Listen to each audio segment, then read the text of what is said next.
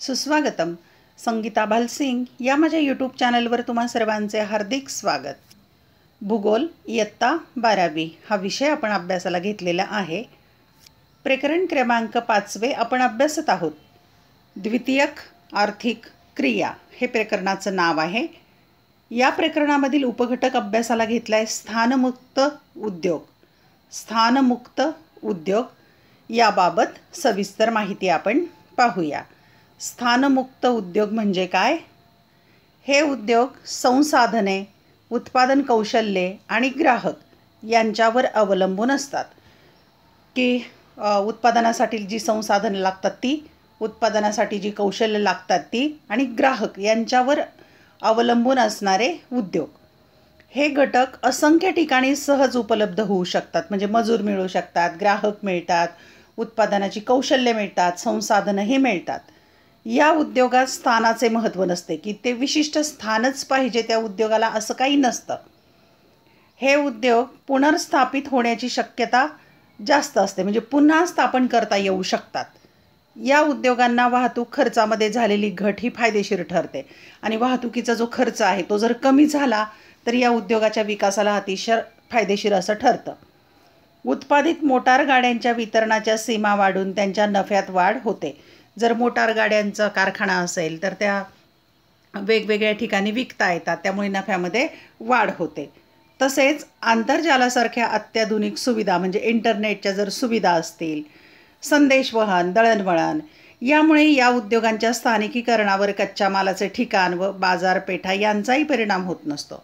जर चांगल्या प्रकारच्या सुविधा असतील, कोणत्या वाहतुकीच्या सुविधा, संदेशवहनाच्या, इंटरनेटच्या किंवा कच्चा माल आणण्याचं ठिकाण आणि पक्का माल विक्रीसाठी बाजाराचं ठिकाण जर असेल तर याचाही काही फारसा परिणाम होत नाही. म्हणजे या स्थानिकीकरणावर, उद्योगाच्या स्थानिकीकरणावर या घटकांचा परिणाम होत नाही. म्हणून त्यांना स्थानमुक्त उद्योग असे म्हणतात.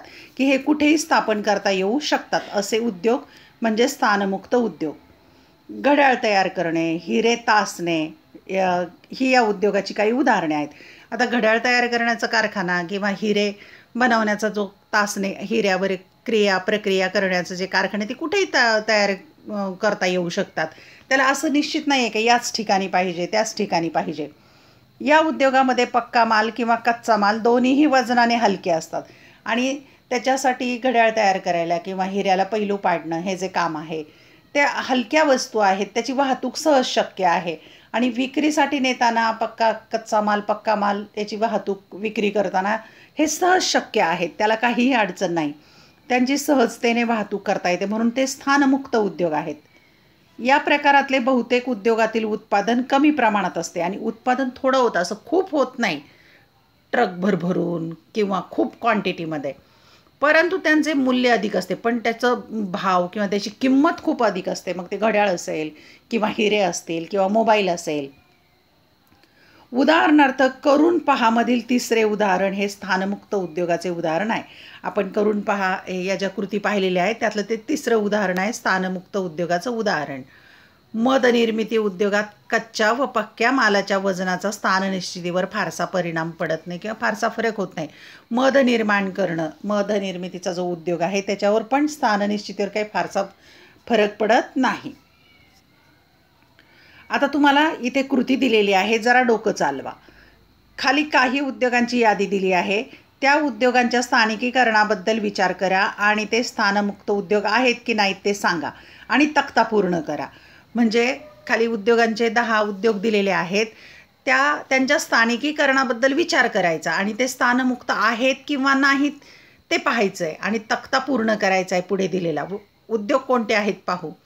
1 वस्त्र उद्योग, 2 सिमेंट उद्योग, 3 हिरे तासणे उद्योग, 4 मोबाईल उद्योग, 5 कागद निर्मिती उद्योग, 6 साखर निर्मिती उद्योग, 7 अन्न प्रक्रिया उद्योग, 8 माहिती तंत्रज्ञान व संगणक निर्मिती उद्योग, 9 तेल शुद्धीकरण उद्योग आणि 10 केसाच्या पिना निर्मिती उद्योग. आता या 10 उद्योगांच्या बाबत काय माहिती लिहायची, तर या तक्त्यामध्ये दिलेली माहिती लिहायची आहे. काय काय? उद्योगाचं नाव लिहायचं, नंतर आवश्यक कच्चा माल त्या उद्योगाला कोणता लागतो, त्यापासून कोणता पक्का माल तयार होतो आणि पुढच्या रकान्यात उद्योगाच्या स्थान निश्चितीवर कोणत्या घटकांचा परिणाम होतो ते परिणाम करणारे घटक लिहावे लागतील. आणि इथे आणखी एक रकाना आपल्याला करावा लागेल की मग तो स्थानमुक्त आहे किंवा नाही.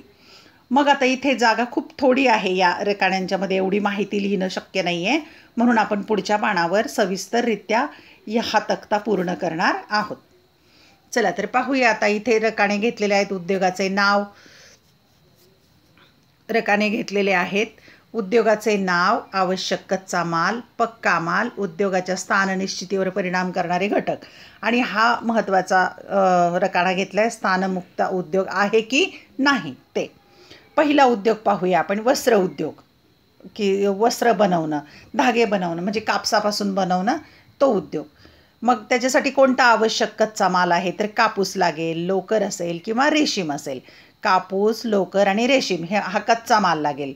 मग पक्का माल काय काय तयार होईल त्याच्यापासून? सुती वस्त्र तयार होईल, लोकरी वस्त्र तयार होईल आणि तलम रेशमी वस्त्र तयार होईल, या तीनही कच्च्या मालापासून. मग याच्या स्थाननिश्चितीवर कोणकोणते घटक परिणाम करतात, तर कच्च्या मालाची उपलब्धता, कापूस उपलब्ध झाला पाहिजे, लोकर आणि रेशीम हा उपलब्ध झाला पाहिजे.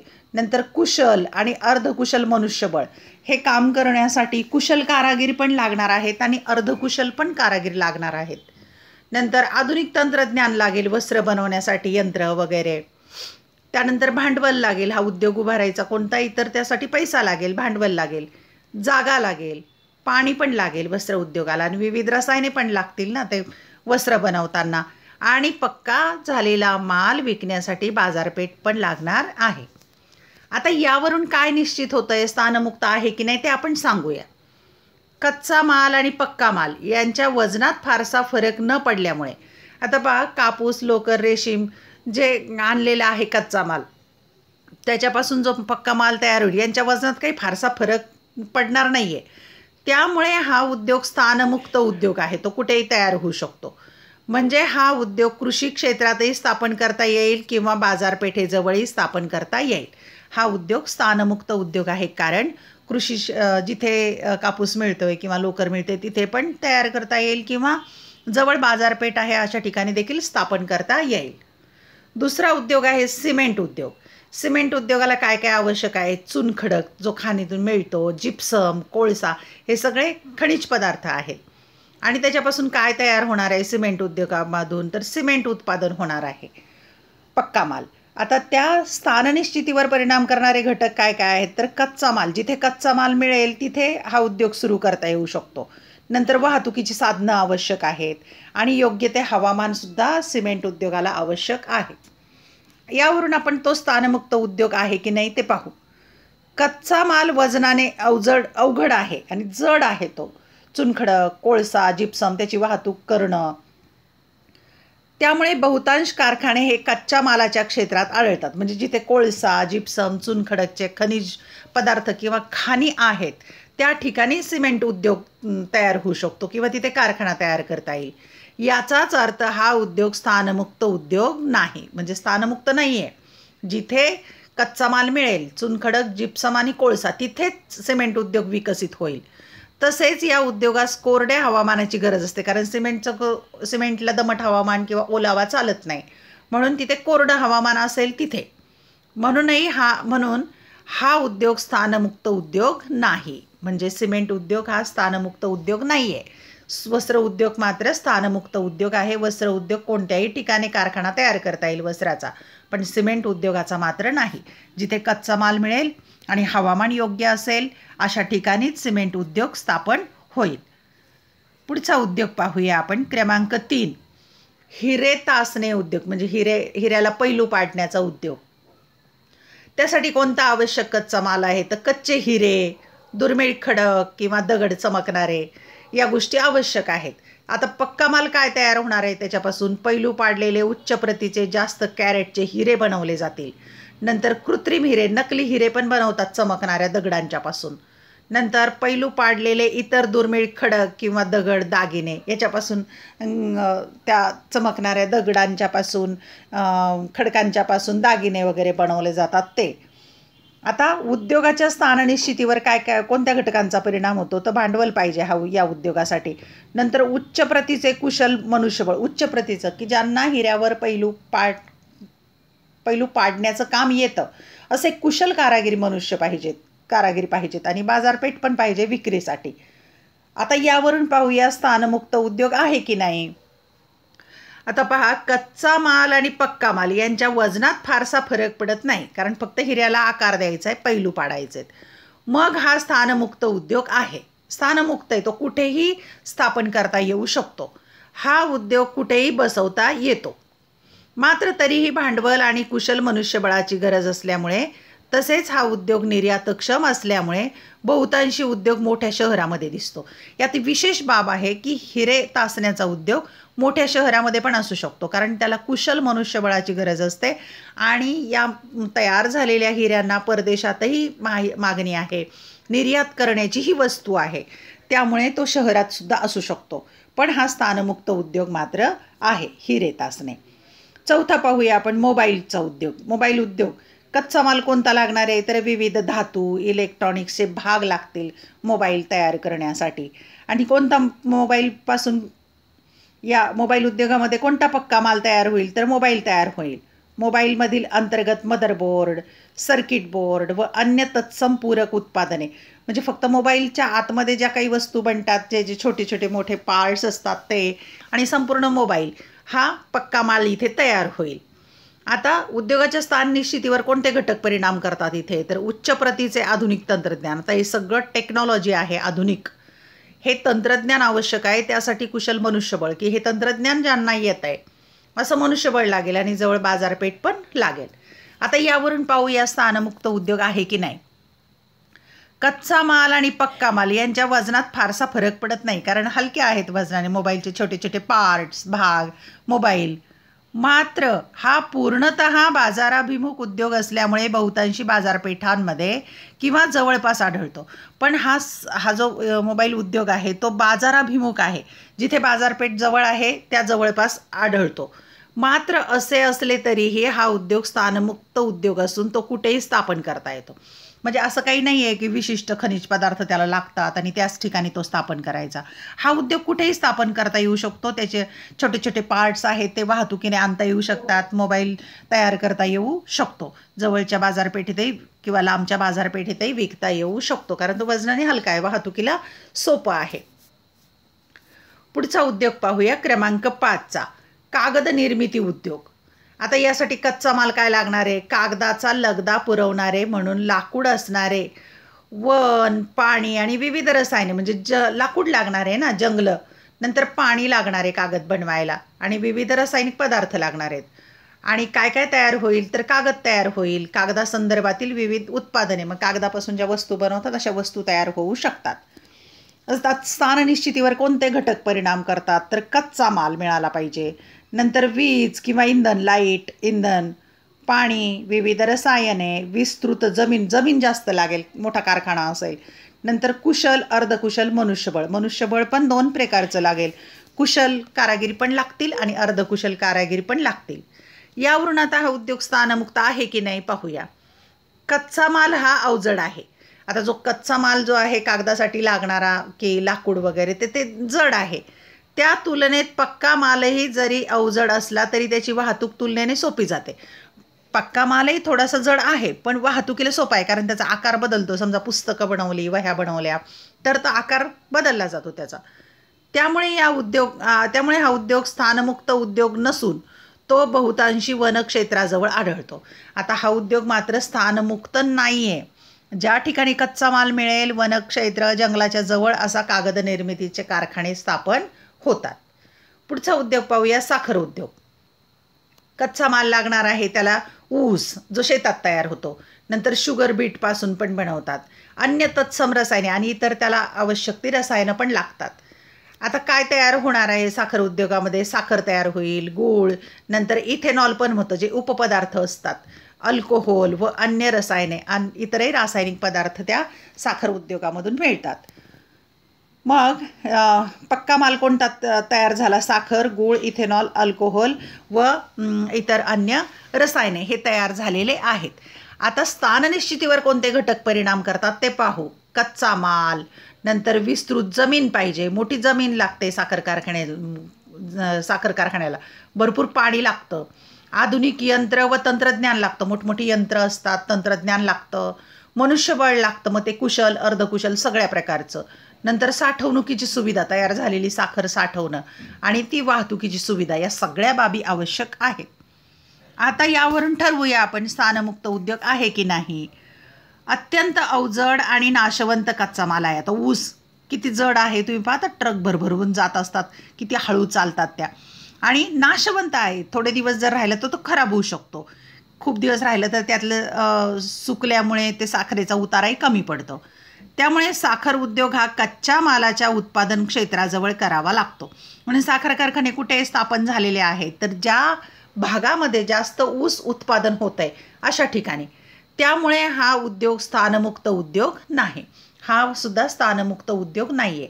ज्या ठिकाणी कच्चा माल म्हणजे विशेषतः ऊस उपलब्ध असेल अशाच भागामध्ये साखर कारखाने स्थापन झालेले आहेत. अहमदनगर जिल्ह्याचं हे उदाहरण आहे की अधिक साखर कारखाने इथे आहेत. आणि पहिला साखर कारखाना पण अहमदनगरमधलाच आहे, महाराष्ट्रातील अहमदनगर जिल्हा.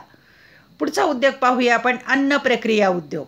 आता यासाठी अन्न प्रक्रिया उद्योगासाठी कच्चा माल कोणता लागणार आहे, तर विविध कृषी उत्पादने, शेतीतली उत्पादनं असतील की त्यावर प्रक्रिया केली जाणार आहे. म्हणजे काय, फळे, फुले, धान्य, तेलबिया इत्यादी. म्हणजे तेलबियापासून तेल काढणं, धान्यापासून पण वेगवेगळं काय प्रक्रिया करून पदार्थ बनवणं, किंवा फळांचे ज्यूस, रस किंवा सॉस, फुलांच्यापासून पण काही प्रक्रिया करून पदार्थ बनवणं, हे यासाठी लागतं.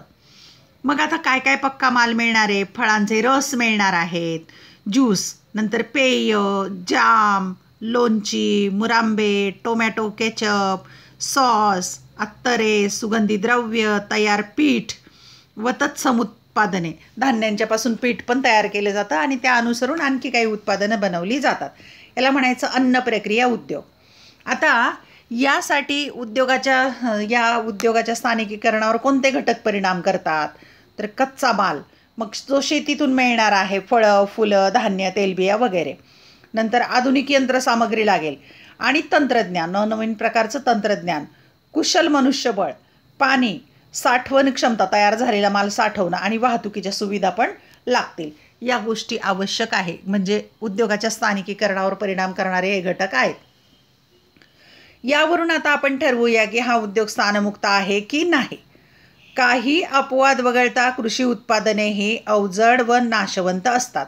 आता पहा, काही थोडेसे अपवाद सोडून द्या, पण बरीचशी कृषी उत्पादनं हे वजनाने जड असतात आणि नाशवंत असतात, ती पटकन खराब होतात. त्यामुळे हे उद्योग बहुतांशी कृषी क्षेत्राजवळ आढळतात. म्हणजेच अन्न प्रक्रिया उद्योगधंदे जे स्थापन झालेले आहेत ते शेतीच्या क्षेत्राजवळ आहेत. हे उद्योग स्थानमुक्त उद्योग नाहीत. म्हणूनच शेती नाही आहे किंवा शेतीतला माल तिथे मिळत नाही अशा ठिकाणी अन्न प्रक्रिया करणारे उद्योग स्थापन होणार नाहीत. म्हणजेच अन्न प्रक्रिया उद्योग स्थानमुक्त उद्योग नाही. पुढचा उद्योग पाहूया आपण. 8व्या क्रमांकाचा उद्योग आहे माहिती तंत्रज्ञान व संगणक निर्मिती उद्योग, की इन्फॉर्मेशन टेक्नॉलॉजी, आणि हे कॉम्प्युटरची निर्मिती. त्यासाठी आवश्यक कच्चा माल काय आहे, तर इलेक्ट्रॉनिक उत्पादने व तत्सम कच्चा माल. मग ते चिप्स असतील किंवा काही इलेक्ट्रॉनिक साधनं असतील ती. पक्का माल कोणता तयार होणार आहे, संगणक, संगणकपूरक विविध उत्पादने व सेवा, संगणक आणि तशा प्रकारची इलेक्ट्रॉनिक्सची यंत्र तयार होतील. मग उद्योगाच्या स्थान निश्चितीवर परिणाम करणारे कोणते घटक आहेत, तर अत्यंत कुशल मनुष्यबळ. हे काम काही सगळ्यांनाच येत नाही, त्यामुळे ठराविक लोकांनी हे तंत्रज्ञान किंवा ज्ञान घेतलेलं आहे, कौशल्य प्राप्त केलेलं आहे, असं कुशल मनुष्यबळ लागेल. आधुनिक तंत्रज्ञान आणि बाजारपेठाभिमुख उद्योग, बाजारपेठेच्या जवळ असेल हा उद्योग. नंतर भांडवल लागेल, वाहतूक सुविधा, दळणवळणाची आधुनिक माध्यमे. अशा वस्तू वाहतुकीसाठी, आता संगणक किंवा मोबाईल अशा वस्तूंची जर वाहतूक करायची आहे तर ते पॅकिंग व्यवस्थित पाहिजे. म्हणजे अत्याधुनिक अशा प्रकारची माध्यमं वाहतुकीसाठी लागतील. दळणवळणाची साधनं आवश्यक आहेत.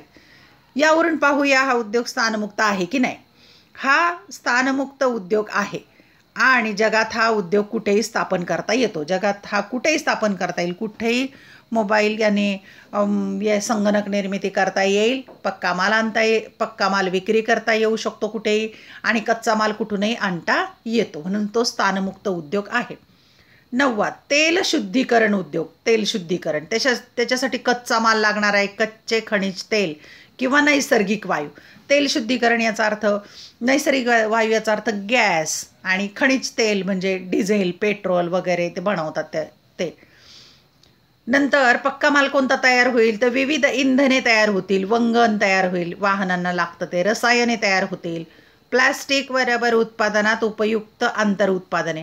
आणि प्लॅस्टिक उद्योग आणि रबर उत्पादनात जे काही छोटे मोठे गोष्टी उत्पादने लागतात ते सुद्धा या तेल शुद्धीकरण उद्योगामधून निर्माण होतात.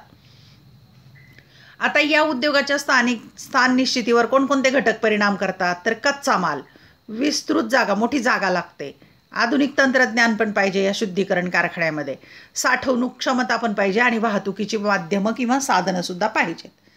यावरून तो स्थानमुक्त आहे की नाही पाहू. कच्चा माल हा अवजड आहे.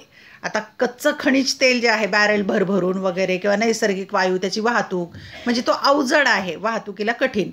भारतासारख्या देशात बहुतांश प्रमाणात हा कच्चा माल आयात केला जातो आणि भारत बरंचसं कच्चं खनिज तेल आयात करतो अरब राष्ट्रांच्याकडून.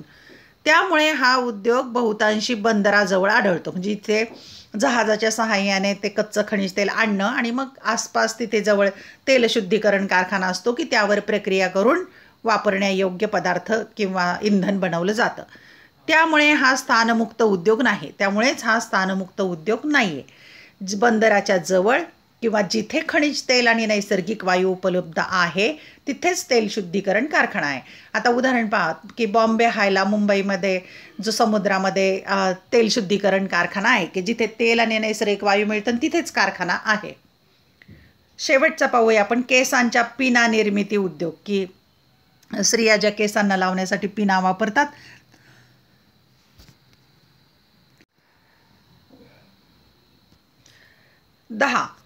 10वा उद्योग आहे क्रमांक